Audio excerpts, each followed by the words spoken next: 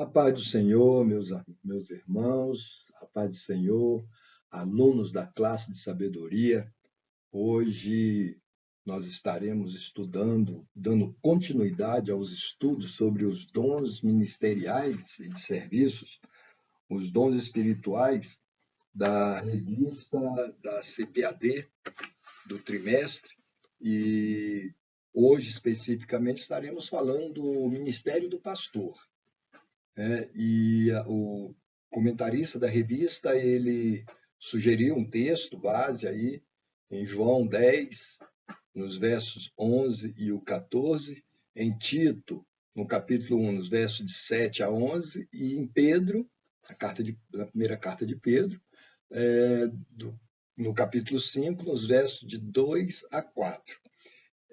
Para a gente basear todo o estudo desse ministério maravilhoso, penoso, por sinal, que precisa ter um chamado específico e a pessoa tem que ter realmente, como um sacerdócio, o ministério de pastor. A maior parte do período do desenvolvimento do ministério é penoso, é trabalhoso, é mal entendido, mal compreendido. Um dia desse, nós encontramos um pastor que teve a perda de um irmão dele, irmão consanguíneo, para a Covid, e ele ficou muito abalado com a morte do irmão, era mais novo que ele, e ele dirigia uma igreja de um porte razoável. E durante a pandemia, ele teve que entregar por conta de não conseguir mais pagar o aluguel do templo, e começou a fazer cultos no monte, e os membros iam, e ele de luto, e as pessoas ligando para ele, não vai ter mais culto não, não vai ter mais culto não. Ele falou, respeite o meu luto, né? Quer dizer, ele é cobrado, porque é pastor, ele tem o ministério do pastoreio, e ele foi chamado, ele é vocacionado e é chamado por Deus. Esse é o grande problema desse ministério. A maioria dos pastores, dos bons pastores que tem, na verdade, no princípio, antes do chamado, eles tinham a vocação, mas eles rejeitavam isso, escondiam. Um exemplo disso sou eu nunca sonhei assim um dia ser pastor, né? E Deus acabou me chamando e aí eu tive que ir mesmo, porque é um chamado, e aí já tem a vocação, e eu louvo a Deus, porque em que pese ser um ministério de muito peso, mas também de muito galardão, de muita bênção, é muita luta, mas sem luta não tem vitórias, né? E hoje eu agradeço muito a Deus por ter me convocado e de eu ter também aberto o coração e me disponibilizado para esse grande ministério do pastor. Então, nós vamos aqui para a nossa lição, né? É o Ministério do Pastor, é a nona lição dessa revista, e na lição passada se falou do Ministério do Evangelista. Foi uma excelente aula dada pela nossa supervisora, coordenadora da Escola Bíblica Dominical, supervisora da Escola Bíblica, Jaciane, deu uma excelente aula sobre o Ministério do Evangelista. E na próxima aula vai ser dando continuidade à 10ª aula dessa revista, que é o Ministério de Mestre ou Doutor.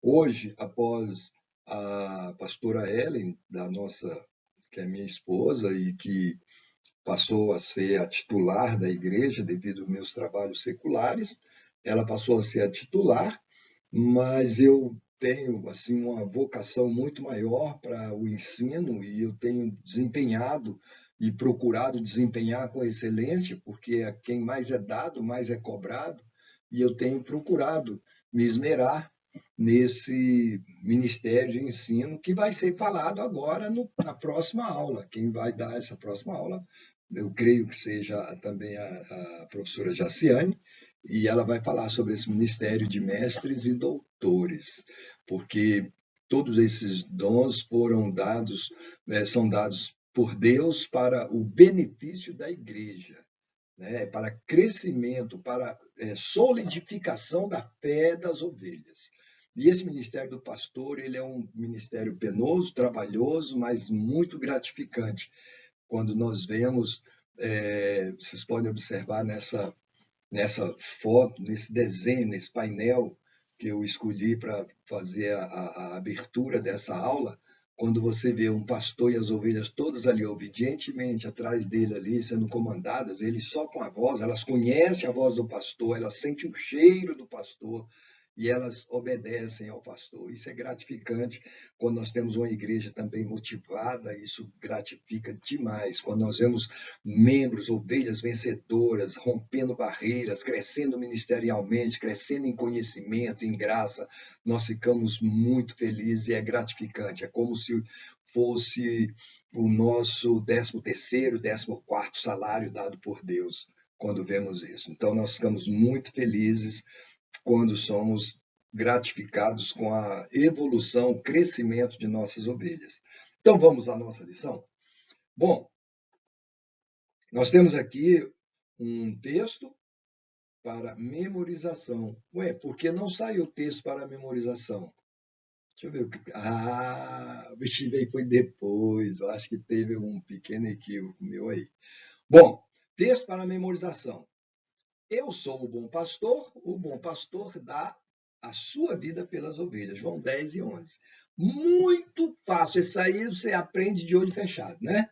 Eu sou o bom pastor dá a sua vida pelas ovelhas. João 10 e 11. É um versículo depois de João 10 e 10 que todo mundo sabe, né? João 10 e 10. Eu vim para que tenham vida. O ladrão não vem senão para roubar, matar e destruir, mas eu vim para que tenham vida e a tenham em abundância. Isso é João 10 e 10, todo mundo sabe de cor esse texto, e agora no 10 e 11, agora todo mundo sabe. E eu sou o bom pastor dá a sua vida pelas ovelhas. João 10 e 11. Amém?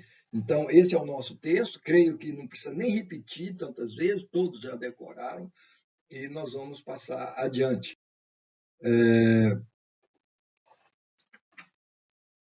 Um modelo pastoral centrado na concepção empresarial pode até trazer resultados visíveis, mas para Deus será um verdadeiro fracasso. Nós vemos hoje, meus irmãos, infelizmente, muitos, mas muitos mesmo, tendo um pastoreio empresarial ou puramente psicológico, que analisa as pessoas, em vez de ouvir a voz de Deus, falar da maneira que Deus instrui, que Deus manda, simplesmente trabalham para pastorear ou para liderar eles mesmos, liderar suas finanças, aumentar seus ganhos. Infelizmente, para Deus, pode até parecer visivelmente, parece próspero, parece crescido, um ministério próspero, mas para Deus é um fracasso, porque não leva a nada. Pode até muitos, por engano, estar ali de boa fé e serem salvos, mas eles, naquele grande dia, vai ser terrível a queda e o fracasso. Né? Que Deus tenha misericórdia. Bom, o dia a dia pastoral é desafiador a quem é vocacionado por Deus para apacentar.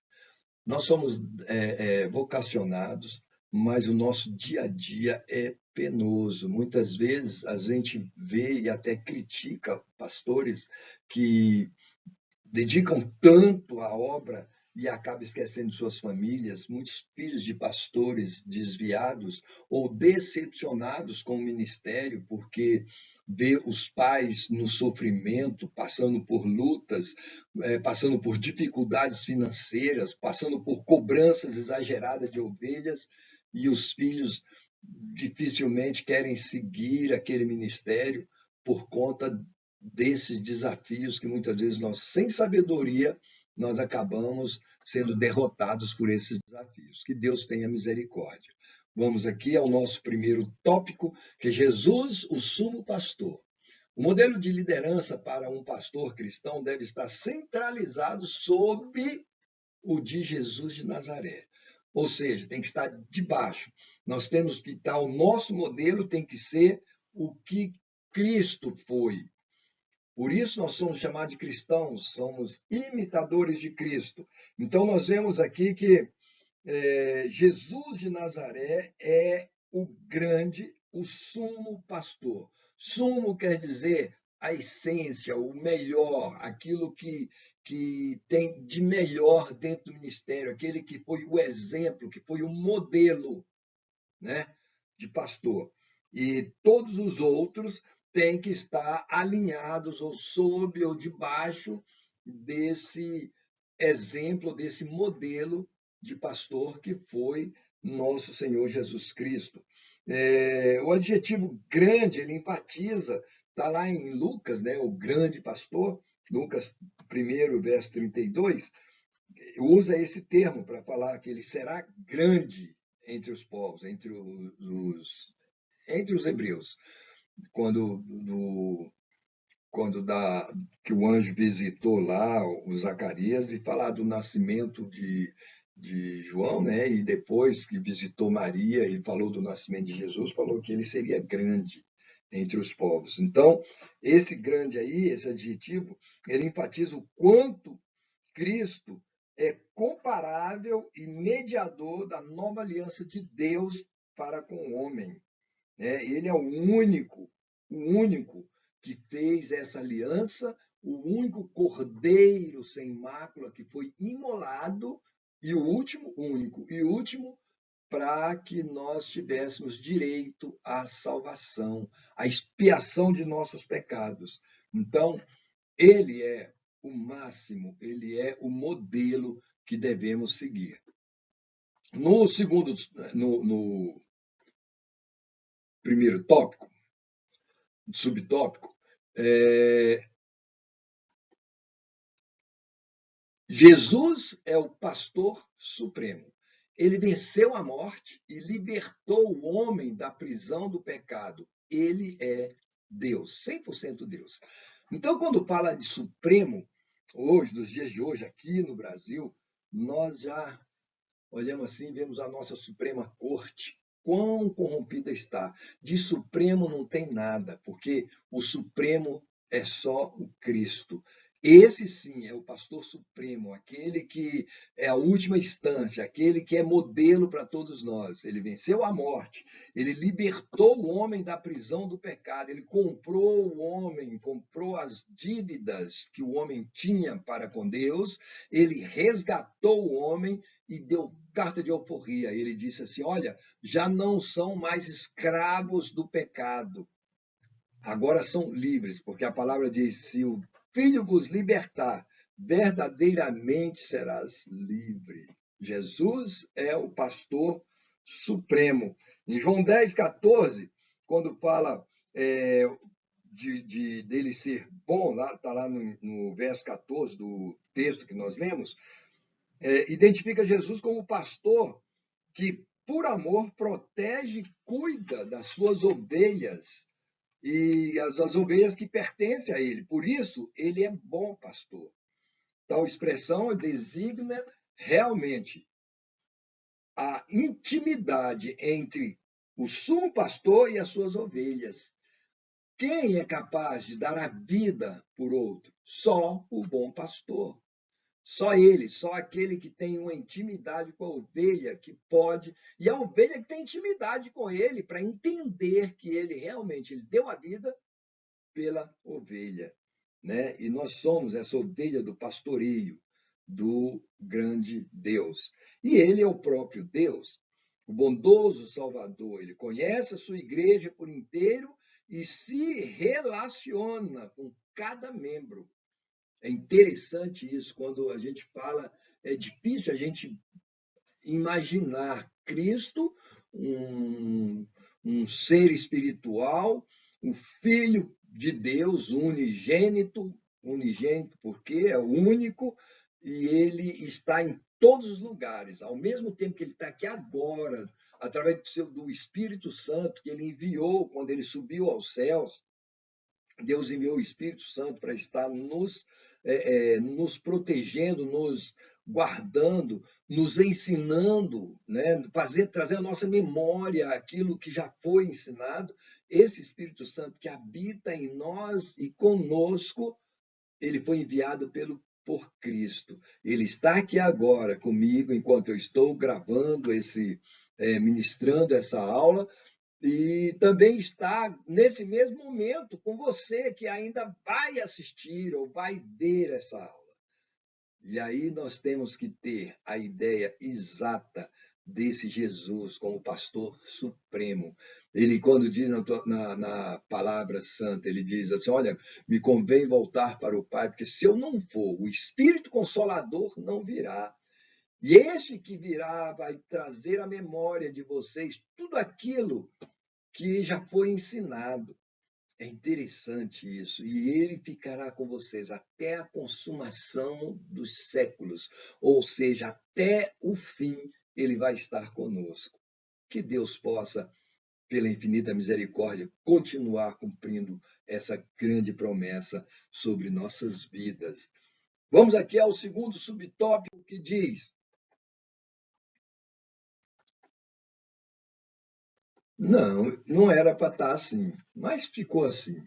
O pastor conhece as suas ovelhas. O adjetivo bom identifica Jesus como pastor que, por amor, protege e cuida das ovelhas. Nós vamos para o terceiro, isso nós já falamos. Agora vamos para o terceiro tópico. O pastor dá a vida pelas ovelhas. Olha, os verdadeiros pastores da igreja devem imitar o sumo pastor, Jesus. Por quê? Aquilo que eu falei no iníciozinho lá, muitos pastores hoje estão nos ministérios como ministério empresarial. Muitas igrejas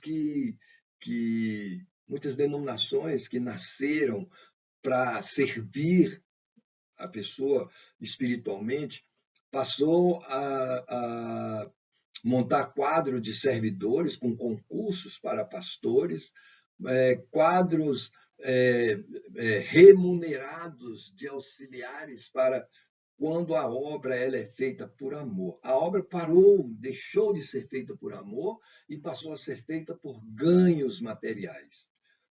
Esse pastor, ele realmente ele é incapaz de dar a vida pelas ovelhas, porque não é por amor, é pelo financeiro. Uma das principais fontes da economia israelita na época, daí que Deus tirou que Cristo fez esse paralelo entre o bom pastor, é que o ganho, os pastores viviam do trabalho pastoril. Os homens, a maioria dos israelitas, ele tem a sua origem toda rural. Os pastores eles cuidavam das ovelhas para delas obterem o lucro direto, diário.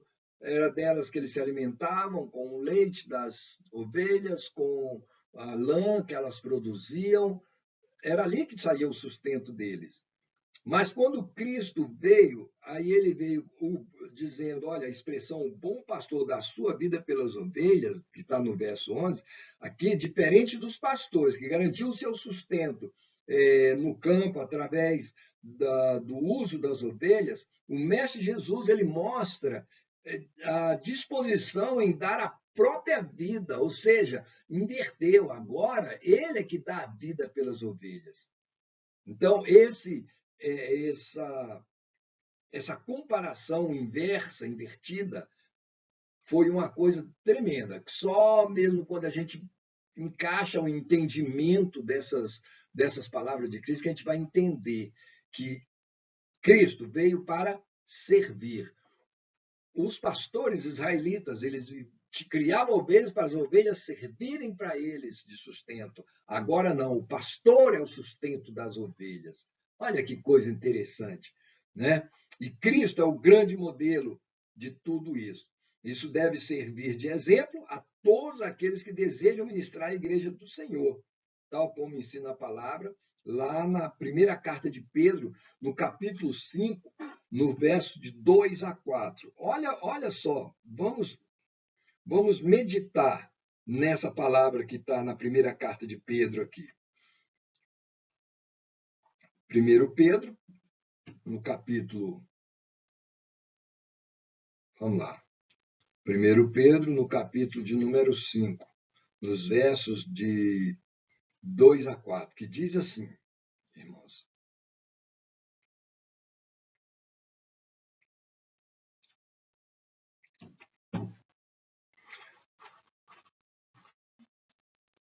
Olha só. Que pastoreiem o rebanho de Deus que há entre vocês, não por obrigação, mas espontaneamente, como Deus quer, não por ganância, mas de boa vontade, não como dominadores dos que lhes foram confiados, mas sendo exemplos para o rebanho.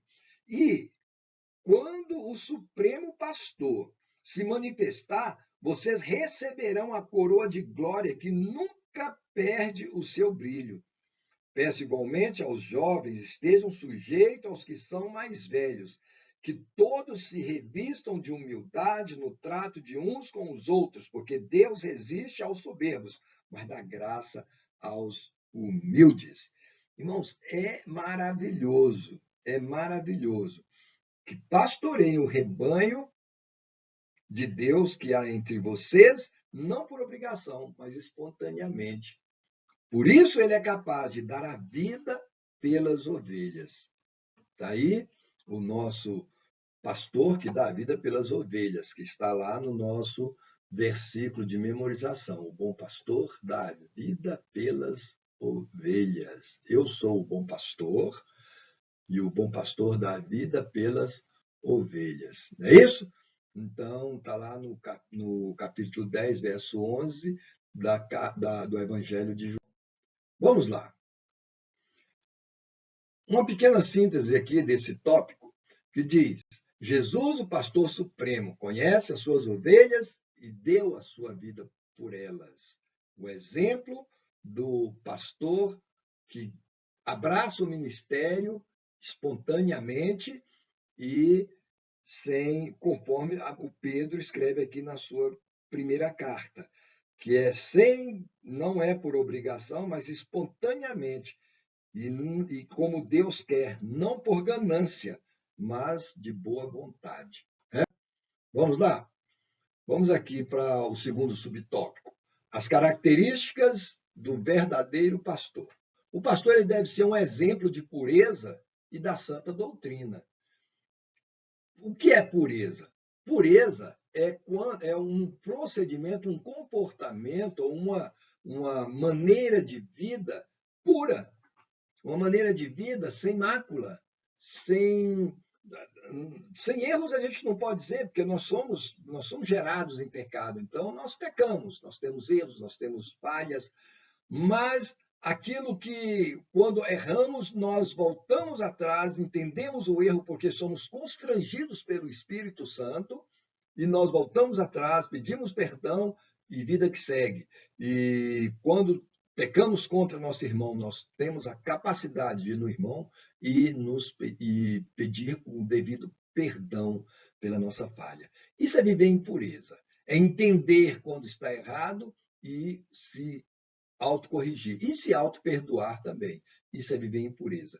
E santa doutrina é não refutar toda e qualquer heresia que é criada, ministrada no mundo. Muitos têm dado ouvidos a heresias e têm vivido tendo uma vida totalmente herética e ensinando heresias, o que é pior, ensinando heresias em suas igrejas. Vamos aqui para o nosso primeiro subtópico. Um caráter íntegro. A melhor palavra pastoral é a vida do pastor em sintonia com a mensagem do evangelho que ele proclama. Mateus 7 e 24. Olha só. A pessoa, o pastor, o pregador, aquele que ministra, ele tem que ter a vida compatível com aquilo que ele está pregando, que ele está anunciando. Quando isso não acontece, é tido como os fariseus, a gente chama de fariseísmo. A pessoa que diz, faço o que digo, mas não faça o que faço. Isso é fariseísmo. Olha, entre outras coisas, o exercício pastoral ele envolve a aptidão para ensinar, aconselhar e comunicar-se de forma clara com a igreja local.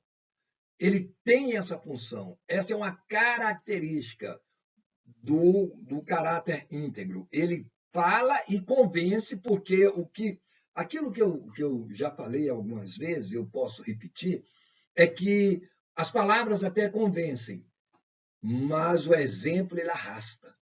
Então, é muito mais convincente quando você fala e vive aquilo que fala. Você convence muito mais, né?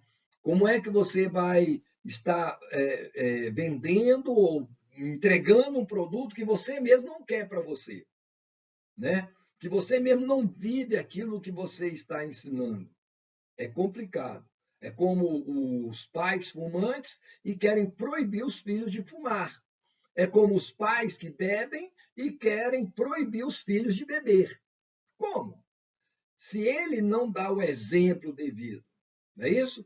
Então, o pastor, a característica do verdadeiro pastor, ele tem que ter um caráter íntegro, ele tem que realmente viver o que ensina, viver o que ele proclama, o evangelho que ele proclama. Né? Vamos aqui para o segundo subtópico, que diz: exemplo para os fiéis e os infiéis. O pastor, o verdadeiro pastor, ele tem que ser exemplo, não só dentro da igreja. A mesma postura moral que o pastor atesta aos fiéis deve ser demonstrada igualmente aos infiéis. Olha o que está escrito lá na primeira carta de Paulo a Timóteo, quando ele escreve para Timóteo, dando os conselhos a Timóteo, no capítulo de número 3, no versículo de número 7. Paulo teve o cuidado de dizer: olha, Timóteo, é necessário também que ele tenha bom testemunho dos de fora, a fim de não cair na desonra e no laço do diabo. Isso é que está escrito lá no verso 7 do capítulo 3 da primeira carta de Paulo a Timóteo. Ele tem que dar testemunho dos de fora, ele tem que ter testemunho dos de fora. Os de fora têm que olhar e falar: para aquele cara ali, ele é diferente realmente. Né? Esse é o testemunho dos de fora. É que você tem que ser exemplo também para os infiéis. Aqueles de fora são os ditos infiéis, aqueles que não têm fidelidade a Deus. Eu fico pensando, pessoas que nunca dizimaram e sobe ao púlpito e cobra que os membros sejam fiéis nos dízimos.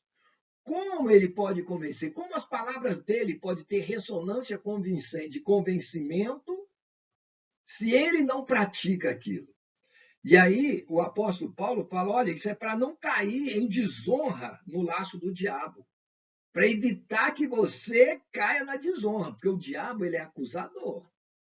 Um momento ele vai chegar e vai apontar o dedo e dizer: como? Você não faz e quer agora que os outros façam? Né? Muito perigoso isso. Então, ele tem que ser exemplo, tanto para os fiéis, os da casa, quanto. E outra, ele ainda fala, o apóstolo Paulo fala assim que como vou cuidar da igreja de Deus se não cuido dos próprios da minha casa? Né? Como eu vou pregar salvação para o filho dos outros se os meus próprios filhos estão perdidos? É bem complicado. A vida de pastor. Já viu que filho de pastor é o mais cobrado na igreja? Por aí você vê o duro fardo, jugo que o pastor carrega. Vamos ver aqui o nosso terceiro tópico. Ele tem que ser, acima de tudo, exemplo para a família.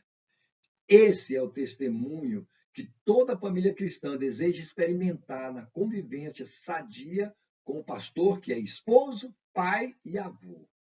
Certa vez estava tendo uma pregação numa determinada igreja, o pastor pregando, e eu estava perto do filho dele, e eu vi esse filho dele comentando com um outro colega, falando assim: só quem te compra é quem não te conhece. Olha, isso é duro. Já pensou um pai, pastor, ouvir isso de um filho? Ou seja, ele não é exemplo para a família, ele não é exemplo para o filho. Eu louvo a Deus porque ele tem nos direcionado a aconselhar.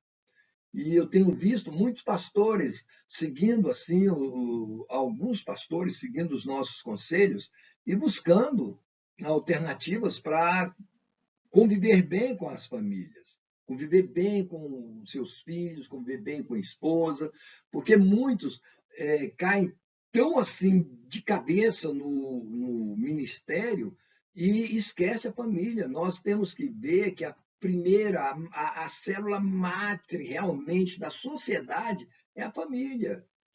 Antes de ter igreja, já existia a família. Deus primeiro ele constituiu a família.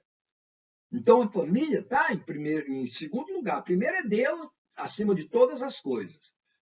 Mas Deus não é a igreja. A igreja é uma administração humana. A congregação é uma administração humana.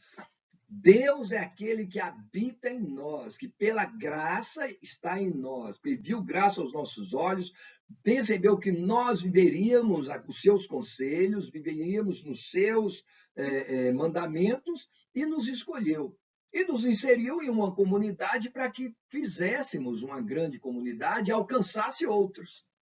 Né? Mas a família ela é primordial. Se a família não está bem, a igreja também não vai estar bem.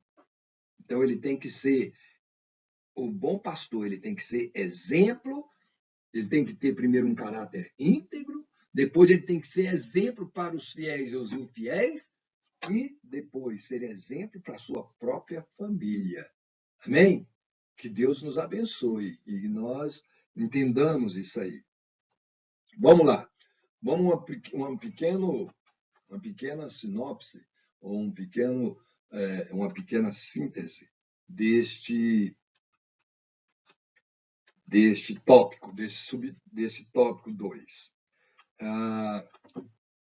Que diz esse tópico, na síntese desse tópico, é que do pastor espera-se um caráter íntegro, um exemplo para fiéis e os infiéis, e a toda a sua família. Essa é a sinopse desse tópico.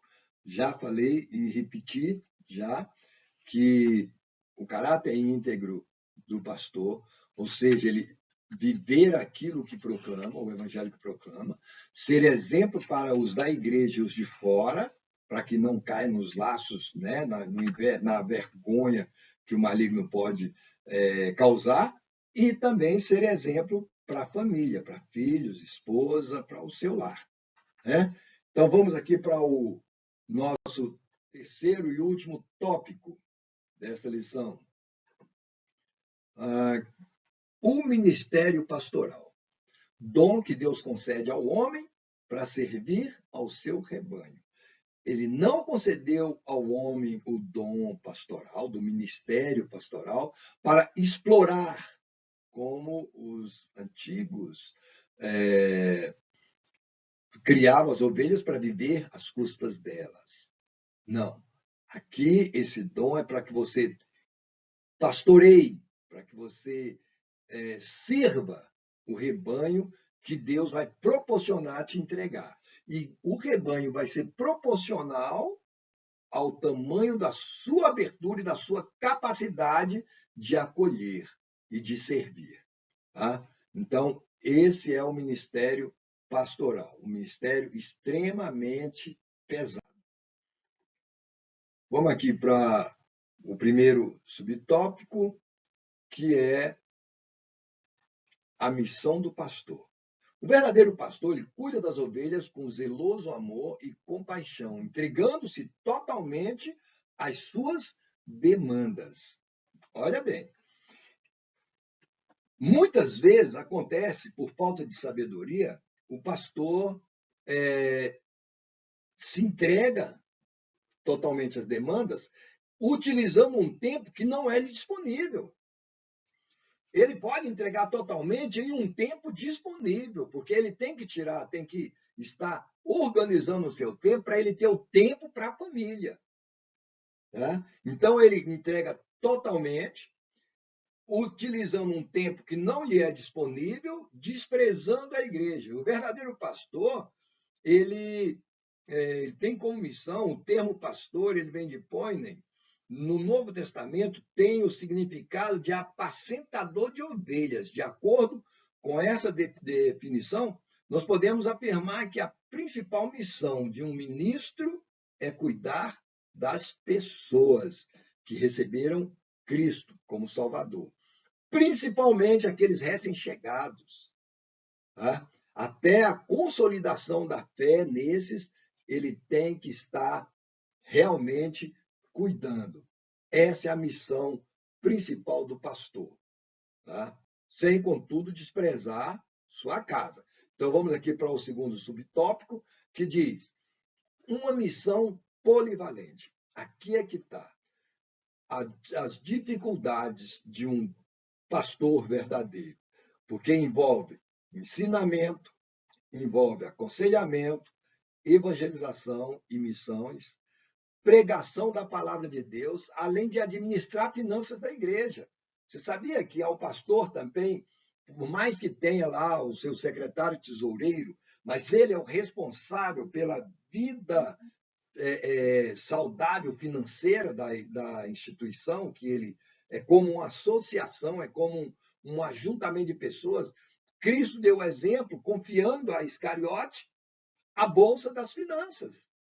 Mas ele, quando questionado, ele pague os impostos, faça isso. Então, Cristo ele foi o grande exemplo, né, dessa polivalência dentro da missão pastoral, do ministério pastoral. Você pensa que o pastor é só chegar ali, subir ali, pregar, pegar sua Bíblia, pôr debaixo do braço e ir para casa. Ele não ora, ele não faz as campanhas, ele não pede, não tira momentos de qualidade com Deus para ser ministrado.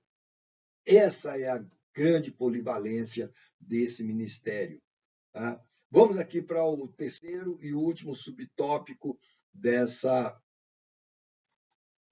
tópico. O cuidado contra os falsos pastores. Aqui já é mais um conselho, né? E que todo pastor, ele também um dia ele foi ovelha. E se ele foi ovelha de um falso pastor, e agora ele é pastor, muito provavelmente ele será também um falso pastor, porque ele aprendeu de um falso pastor. O autismo ele considerava como falsos pastores o que apacentavam a si mesmo e não as ovelhas. Em Ezequiel 34, na parte C do verso 2, ele fala: acautelai-vos dos falsos pastores. São pastores que estão preocupados com as próprias finanças, estão preocupados com a sua própria vida pessoal, não se entrega a apacentar as ovelhas, mas apacentam a si mesmos, eles querem o bem-estar deles próprios, eles não têm humildade, eles são soberbos. Esses são os falsos pastores. Então, esse cuidado, toda ovelha tem que... Porque a ovelha conhece a voz do seu pastor. E muitas vezes, quando ele escuta uma voz, aí ele olha e vê que não existe uma concordância entre a vida pessoal desse pastor com aquilo que ele está falando, é falso pastor. Tenha cuidado, busque de Deus a proteção. O Espírito Santo vai abrir os seus olhos e o seu coração para que você consiga discernir o verdadeiro pastor do falso pastor. Vamos aqui para uma conclusão. Não, primeiro vamos ver aqui uma pequena síntese desse terceiro tópico, que diz: a missão do pastor é múltipla, pois ele cuida desde os assuntos espirituais até os mais terrenos. Você vê que não é fácil para o pastor. Aí ele é perfeito? Não, tem perfeição. Ele consegue fazer isso sozinho? Não, ele precisa ter a capacidade e sabedoria de formar uma equipe capaz e que esteja em sintonia com ele, porque ele está em sintonia com o sumo pastor, que é Jesus Cristo, e esses têm que ser, o apóstolo Paulo recomendou, olha, sede meus imitadores como eu sou de Cristo. Que é isso? Paulo formando uma grande equipe. O pastor também ele tem que ter uma equipe de obreiros que estejam em sintonia com ele, que façam e tomem decisões no nome dele, debaixo da confiança que ele tem, da formação desses obreiros. Né? Quando nós confiamos confiamos um líder do Ministério da Mulher. É porque confia-se naquela pessoa que está liderando esse ministério, porque vai estar falando da própria pessoa, para que ele tenha um tempo maior de qualidade, para que ele possa dividir o seu tempo. O pastor, ele precisa disso, ele precisa gerenciar o tempo para não desprezar ou deixar a família de lado, porque ele também vai estar incorrendo em falha grave, né? Vamos aqui para uma conclusão. Eu fiz essa conclusão aqui e fiquei muito pensativo, porque o meu desejo é que cada ovelha saiba dos fardos e pressões do ministério pastoral e como esse pastor lida com as expectativas impossíveis de pastorear pessoas. E como o pastor necessita ser libertado da escravidão, de sentir-se responsável por satisfazer todas as necessidades, comprometendo um tempo que não está disponível para ele.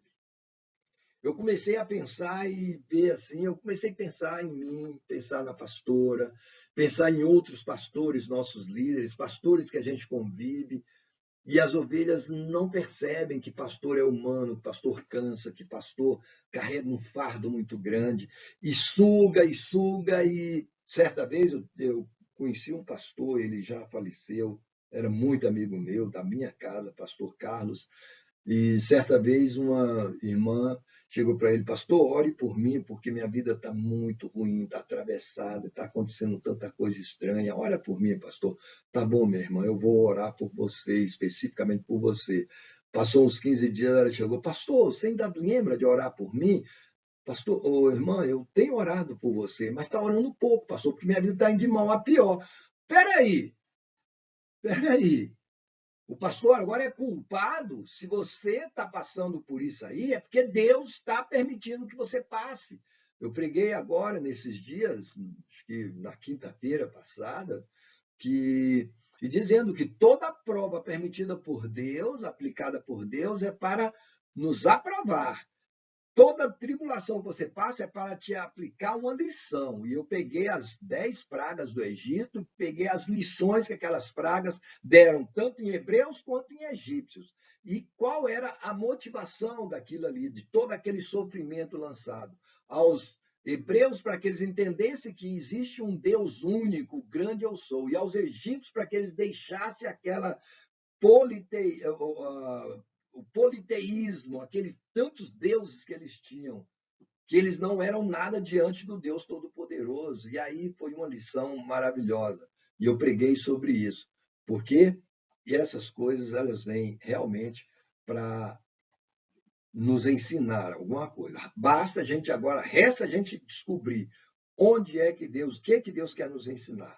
Então, nós pastores carecemos da oração das ovelhas, para mais e mais podermos servir-lhes melhor. Amém?